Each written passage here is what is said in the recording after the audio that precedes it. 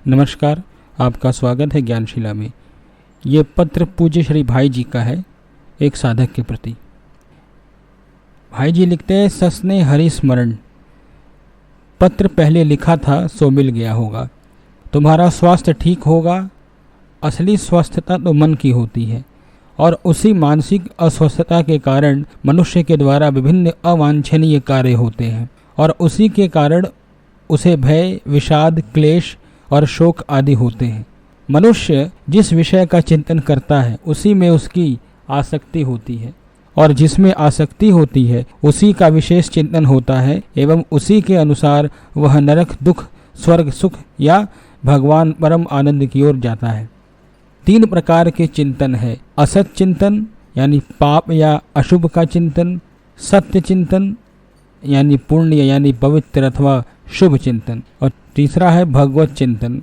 इसलिए असत चिंतन तो कभी करना ही नहीं चाहिए, यह तो दुख या नरक का पथ है। सत्य चिंतन सुख कारक है, उससे वह करना चाहिए, परंतु सर्वोत्तम तो भगवत चिंतन है, जिसके होने से असत चिंतन का स्वभाव ही वैसे ही नाश हो जाता है जैसे सूर्य का प्रकाश होते ही अंधकार नष्ट हो जाए, और सत चिंतन या दैवी संपत्ति आप ही आ जाती है जैसे सूर्य के प्रकाश अपने आप ही आता और जाता है।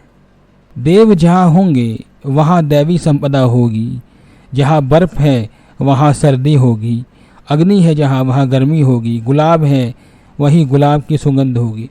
इस प्रकार जहाँ ईश्वर होंगे वहाँ भगवान के दिव्य गुण होंगे ही। अतएव जिस किसी प्रकार से भी हो, भगवान का चिंतन, उनकी लीला, उनके ऐश्वर्य, सौंदर्य, माधुर्य, सौहार्द, स्वरूप, गुण, नाम किसी का भी करते रहना चाहिए। इस चिंतन में जब रस आनंद आ जाएगा तब तो यह अपने आप ही होगा, छुड़ाए भी नहीं छूटेगा।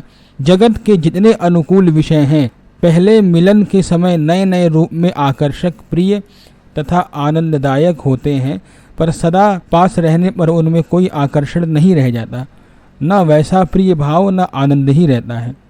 वे पुराने और बासी हो जाते हैं, पर ईश्वर कभी बासी नहीं होते, पुराने होकर भी वे नित्य नवीन रहते हैं। प्रतिक्षण उनका सौहार्द खिलता तथा नए नए आकर्षण के लिए प्रकाशित होता रहता है, इसलिए उनका चिंतन कभी छूटने वाला नहीं है। अतएव पहले पहल मनुष्य को बिना मन के ही सही भगवत चिंतन तो करना ही चाहिए।